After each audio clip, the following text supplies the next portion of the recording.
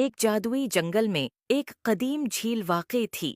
اس کے پانی شیشے کی مانند شفاف تھے، جن میں ارد گرد کی رنگ برنگی پھولوں کی جھلکیاں پڑتی تھیں۔ اس جھیل کے بیچ روشنی سے چمکتا ہوا ایک پتھر کھڑا تھا، ایک برف کا پتھر جو ایک جادوئی چمک کے ساتھ دمک رہا تھا۔ بہت عرصہ پہلے اس برف کے پتھر میں ایک پری قید تھی جس کا نام نور تھا۔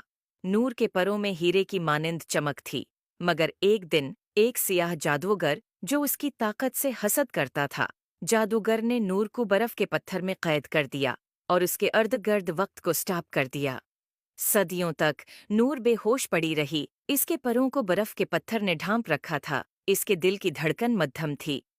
ایک چاندنی رات کو ایک نوجوان پری جس کا نام سونا تھا اس جادوئی جھیل پر پہنچی۔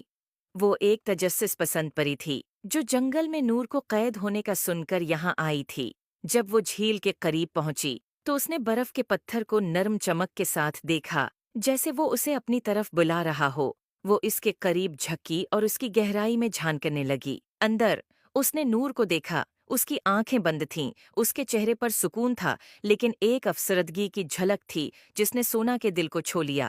اس کی مدد کے لیے پختہ ارادہ کرتے ہوئے سونا نے پتھر پر جادو کیا۔ برف کے پتھر میں لرزش آئی، اس کی سطح پر دراڑیں پڑنے لگیں اور اندر سے ایک زبردست روشنی نکلنے لگی جو سونا اور جھیل کو ایک چمکدار روشنی سے ڈھانپ رہی تھی۔ روشنی مدھم ہو گئی اور وہاں نور کھڑی تھی۔ اس کی آنکھیں کھل گئیں اور اس نے سونا کی طرف تشکر اور حیرت سے دیکھا۔ جنگل زندگی سے بھر گیا، پھول دوبارہ کھلنے لگے۔ نور، جس کا دل خوشی سے بھر گیا تھا، نے سونا کو گلے لگایا۔